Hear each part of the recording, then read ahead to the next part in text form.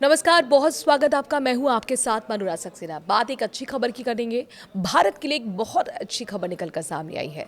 रक्षा अनुसंधान एवं विकास संगठन यानी कि डीआरडीओ ने एक बार फिर भारत की स्वदेशी रक्षा क्षमता को नई ऊंचाई दी है।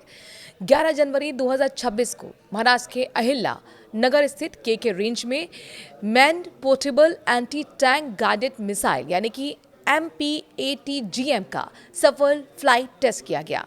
ये परीक्षण खास इसलिए महत्वपूर्ण है क्योंकि मिसाइल ने टॉप अटैक मोड में एक चलाते हुए टारगेट मूविंग टैंक की नकल करने वाले थर्मल टारगेट को पूरी सटीकता से नष्ट कर दिया। ये तीसरी पीढ़ी की फायर एंड फॉरगेट तकनीक वाली मिसाइल है। इसका सबसे बड़ा फायदा यह है कि सैनिक ने मिसाइल छोड़ते ही अपना काम खत्म, मिसाइल खुद ही लक्ष्य को लॉक करके उसका पीछा करती है और हमला करती है। सैनिकों मिसाइल को लगातार गाइड करने की जरूरत नहीं पड़ती, जिससे वो सुरक्षित स्थान पर रहकर भी प्रभावी हमला कर सकता है। MPATGM की सबसे खास बात इसका टॉप अटैक मोड है। आमतौर पर टैंक के सामने और किनारों पर मोटा कवच और रिएक्टिव आर्मर होता है, लेकिन ऊपरी हिस्सा यानी कि टॉप सबसे कमजोर होता है। इस मिसाइल ने ऊंचाई से लगभग वर्टिकली नीचे आकर टारगेट कर हमला किया, जो आधुनिक मुख्य युद्ध टैंकों के खिलाफ बहुत प्रभावी साबित होता है। टेस्ट के दौरान मिसाइल ने आसमान में एक सुंदर चाप बनाया और फिर तेजी से नीचे उतरकर टारगेट को भारी विस्फोट के साथ नष्ट कर दिया।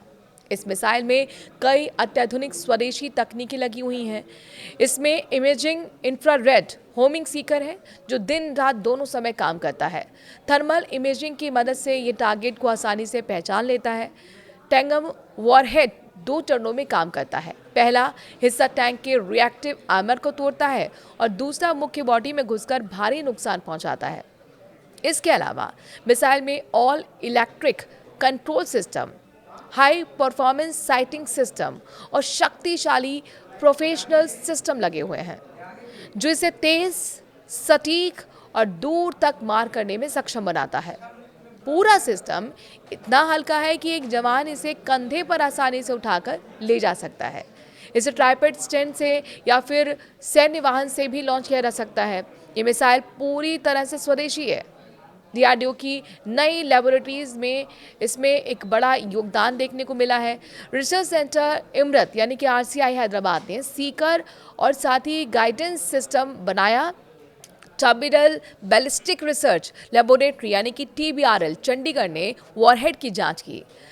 High energy materials research laboratory Pune ने विस्फोटक सामग्री बनाई और instrument research and development establishment Dehradun ने साइटिंग सिस्टम तैयार किया। उत्पादन में भारत डायनेमिक्स लिमिटेड और साथ ही भारत इलेक्ट्रॉनिक्स लिमिटेड पार्टनर हैं।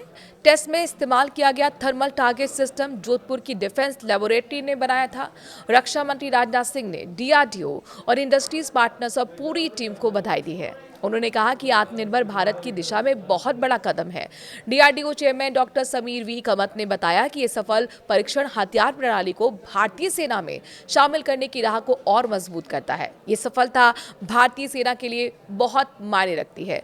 दुश्मन के आधुनिक टैंकों को रोकने की क्षमता बढ़ेगी, खासकर बॉर्डर पर जहां टैंक युद्ध की स्थिति बन सकती है। फायर एंड फॉरगेट और टॉप अटैक जैसी तकनीकें सैनिकों को ज्यादा सुरक्षित और घातक बनाती हैं। साथ ही ये विदेशी मिसाइलों पर निर्भरता खत्म करने की दिशा में एक मजबूत कदम भी है।